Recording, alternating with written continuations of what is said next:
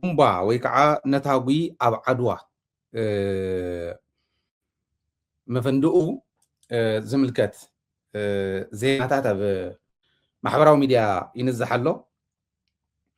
برجست نتاوي فندقن جن نمنتا ينصحابن جيرو تاي تخصيتو أو عدوال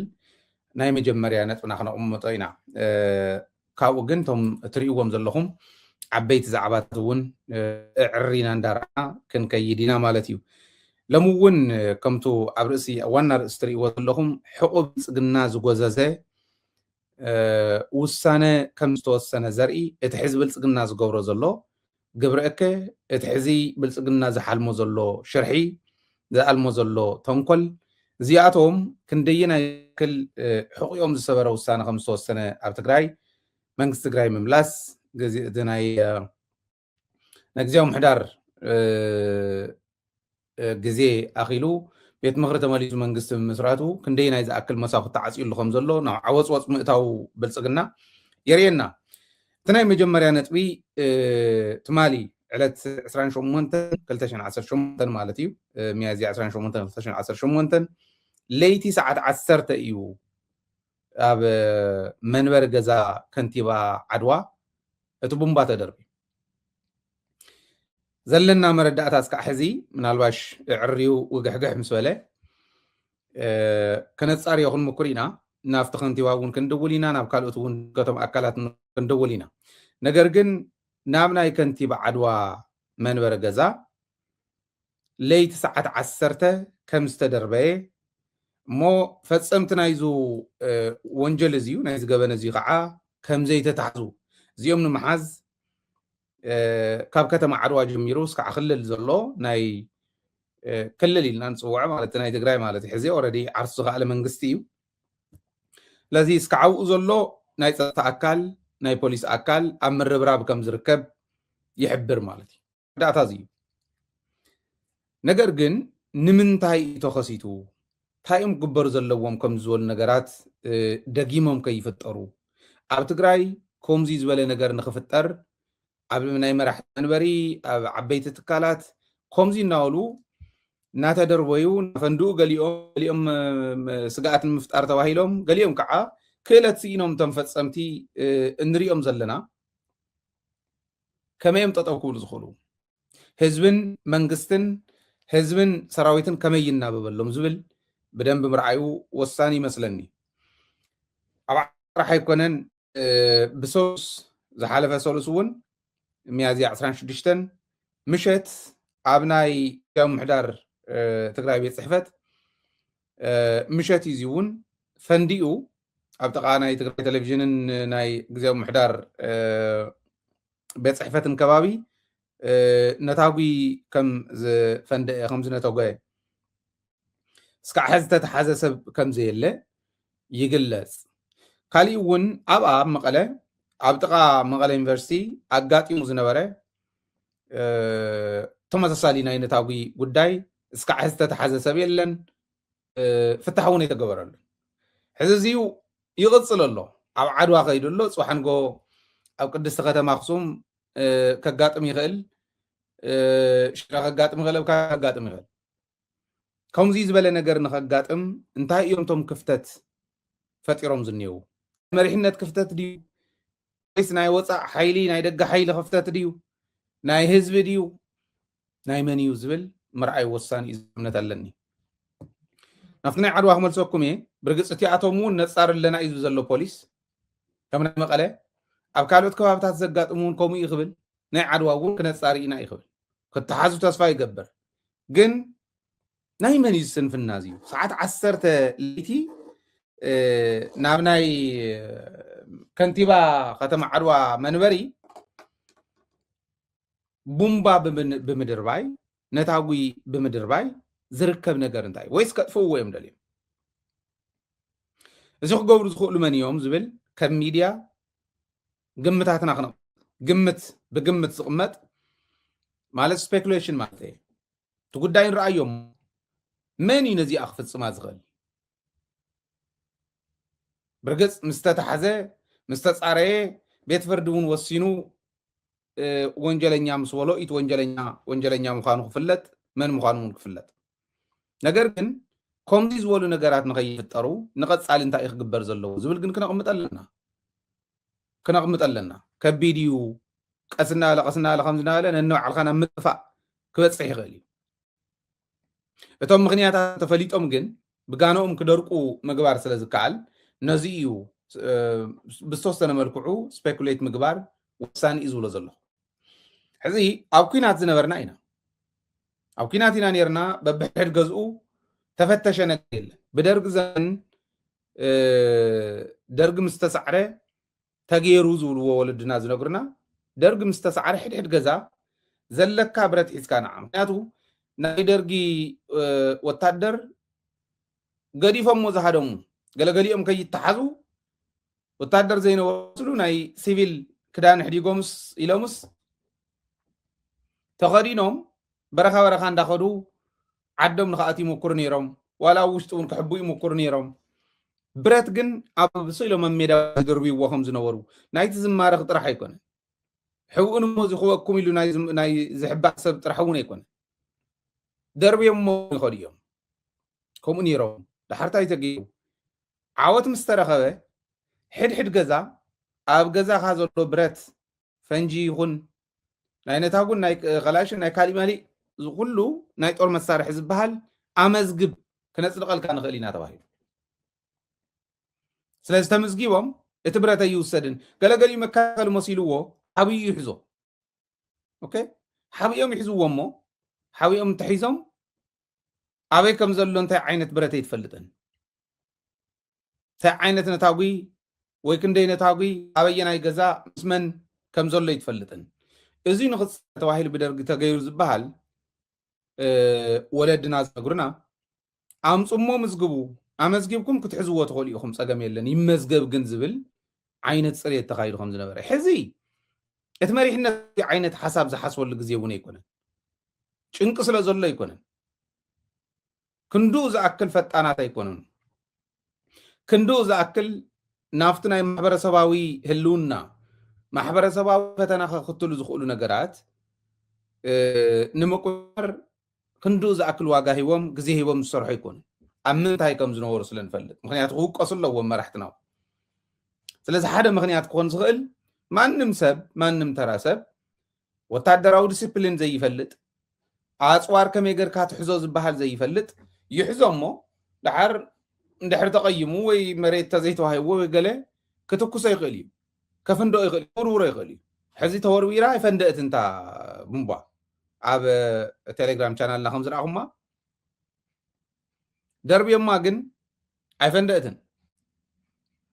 ተማሕበራዊ ሚድያ ከም ዝተተኩሱ ገዛ ፈንዲኡ ተቃፂሉ ግዛዕዛዕ ዝበሃል እዚ ሓሶት እዩ በጃኹም ሓደ ግዜ ማሕበረሰብ ተሽብሩ ከም ዘለኹም ተርዕዱ ከም ዘለኹም ክትፈልጡ ክትክእሉ ኣለኩም ከምኡ ትልጥፉ ኣይፈንደእን ቱ ፈንጂ እነታጎ ይፈንደእን ደርብዮማ ቁጥጥ ኢለባ እዚኡ ሓደ ብደንብ ክሕሰበሉ ዘሎ ነገር እዩ ናይ ማሕበራዊ ሚድያ ኢምፓክት ማሕበረሰብና እንዳሽበረ እንዳረዓደ ክኸይድ ክንፈቅድ የብልናን ዝብል እምነት ኣለኒ ስለዚ ከም ዝበልኩኹም ኣይፈንደእን ኣብ ንብረት ይኹን ኣብ ሰብ ፀገም የብፅሐን ነገር ግን ዝደርበይዋ ሰባት ክተሓዙ ናይ ግድን እዩ ዝኸውን ማለት እዩ ስለዚ ብዋናነት ሓደ ካብቲ ዝሓለፈ ጀኖሳይዳዊ ኩናት ናቱ ትሩፋት ዝኾኑ ናይ ጀኖሳይዳዊ ኩናት ትሩፋት ዝኾኑ ብረት ኣብ ገዛውቲ ዘይተለማመደ ምትኳስ ንቤተሰብ እውን ሓደጋ እዩ ከምኡ ክህሉ እዩ ቡምባታት ኣርዮም ዘትረፉ ክኾኑ ይኽእሉ ተዋሃብዎ ክኾኑ ይኽእል ዝሕደግዎ ክኾኑ ይኽእል ዝማረኽዎ ክኾኑ ይኽእል ዘየግድስ እዚኣቶም ኩሉ እዮም እዝዩ ፅሬት ክግበር ክኽእል ኣለዎ ክፍሊ ህዝቢ እዮም በብኸባቢኡ ከይዶም ብረት ናይ ደርጊ ዝሓዘ ሰብ በምዝግብ እንዳበሉ ዝኸድዎ ዝነበሩ እዚ ሕዚ ከም ውድብ ሕወሓት ከም መንግስቲ እውን መሊስና ስለ ዘለና እዚ ክእረ ኣለዎ ብስሩ ክምዝገብ ኣለዎ ሕድሕድ ብረት ኣብ ገዛ ዘላ ብረት ክትምዝገብ ክትክእል ኣለዋ ዝብል ዘለኒ እዚ ሓደ ምክንያት ይኾን ዝኽእል ተኻልኣይ ድኹም እዚ ክሰርሕ ይኽእል እዩ ኣይከኣልዎን ኣይፈንድእዎን እምበር ኣይፈንድእን ቱ ፈንጂ እምበር ናብ መረባ ናይ ምምሕዳርካ ናይ ሓላፊኻ ናይ መራሒኻ መረባ እንድሕር ከምኡ ተደርቢሉ تقيمه دغم بموجود زي أمن بحق زي أمن سبق أتيلو خنبر زدري كم زول نقرنا خاب تقرأ كتفق الله كم يقدر كسبق أتيل كتبر تاني سبق أتيل كا بومبا دربي خد بخل خاص نسأله خاص الشيء عد خاص تدحن حزب خاص تدحن نابنا يبقى على خاصة بومبا أنت دربي خا ويكلاشن اللي كانت تفكيس كاس سبق أتيل كا مني خان سخاط تنبر أبع على خاص فرد كم زيز ولا يدون قرنا تحساسبا كاب تقرأ تزيد أفيو تمحبر أو قد دايز بهالبيرو إزي خسر رحز قبقو بايزوي محبر أو قد دايز انت زي سرحو كم زيز ولا محبر أو قوس خمس زخولو التحساسبا تزي وقيرو نس ميديا كو خسر رحز قبقو منيرو بايزوي احنا هنا نسرحو أبزيا محبر أو قد داينا يتقرأ قزي هاونا زولنا زحاتتنا قزي إلا درويت قزي هاونا محبر أو قوسي أبتقرأ يخصات الله نوزيت أو كنبل ندلينا مو قزي هاونا درويت زولنا سبيلن يلن محبر أو قد داينا يتقرأي محبر منا يتقرأي هذاك أنستي تقرأي انت كقبرو خمسو الدو أني قرمني تكاليزيو قاقينو علم لنا درويت بحال تلفزيون طابيا نيه من لا أهز تقرأي زريئو تلفزيون طابيا أيو أزيز أكل تلفزيون طابيا حدا وين يتعنا بيرو وين يتمرت بيرو تعنا انت مرتن كمرو محبر سب كلوتو وي محبر أو قداي بعلو محبر دك أنستيو محبر مناسي I don't know أنا خمي عينة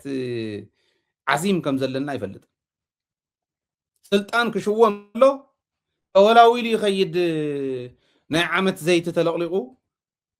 يخيد بلجلج لا بقى نسعياتها سلطان مالت زي أي مسلم سلطان مالت حزب مغيار مالت حزب مغيار مالت مراحته واحدو قطت إلو ناي حساب مراحتي كالوت كوينم كودو خولي ناي حساب مراحي كاوقعتن في الرماز في الرمحون كم زع تفلا لا غيرنا منقمطو نتوم دغمات نول ازي دغمتي ناي محبراو غداي دغمتي محبراو قوس مص ناي محبر مناسي دغمتيو مناسي زسرحوا لبوتا سينهم زسرحوا لقح سينهم يسددوا حدا غزي مريت سلازي توهاونا يزبل سؤال مريت اي وهابن بايزوي بكالي عدي او عدنا طرح يزوها of course تمهاب مريت كم يقرم يمتم مرحت زيچبچبو نفلطينا نزيونيو نبرتو هافتو امزغيوي ايتو ناب سلطان كاتخول زخونه يكون سب نبلو نزي امزغيو كاتخول الله جن مريت كعخم زي وهابت من سيون كفلت كخللو أو كالي عدنا أستراليا الله أستراليا من أساي سلازخونه أو من أساي مريت وهاو متأشى موفر زبهال كم زبهال نجاريل أمريكا يلن أستراليا يلن أو كالوت يلن زي عند أزعبي عندين كتبليها مزول خير دحور كون كخطرف انتهي مالتي مسلكم عندنا واحد ريل استيت نفالت عندنا كم واحد ولا ريل استيت تكالات أستراليا زلوا نسن مريت يوسدا كونسل كافت مزجاجة بيت مريت يوسدا يلمعوا يشطا مريت جزاي سرحة يشطا نساتن قبري خفلانتو منقستي قبري تقبل منقدي سرح منقس بيت مرتي سرح منقستي كوم يعلم سرح أبانا زنيه انتلت من سيون ازيوم هيركا نحناس دارجا اوكي كم زي عينت opportunity نيهنا متمن اسين دحر مريت رخول العدل انتهالي كذا حاجه opportunity لنا زبل اي فلطون رقزنيا يعزو لزلخ يفلطون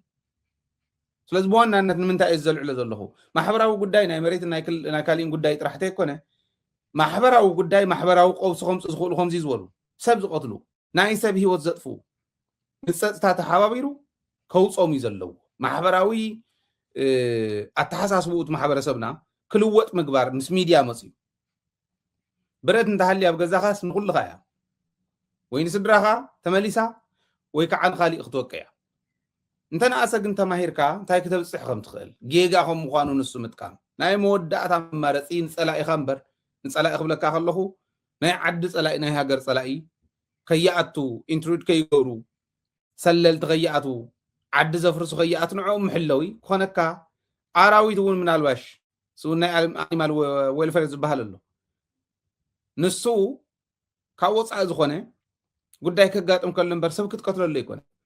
ማሕበረሰባዊ ትምህርቲ ክህብ ዘለዎ ማሕበራዊ ጉዳይ እዩ በብደረጅኡ ናይ ደቂ ኣንስትዮ ናይ ሓረስቶት ናይ ነጋዶ ናይ መናእሰይ እንዳበለ እውን ማሕበራት እየን ክህባ ዘለዋ ነዚአን ማሕበራዊ ምትእስሳርና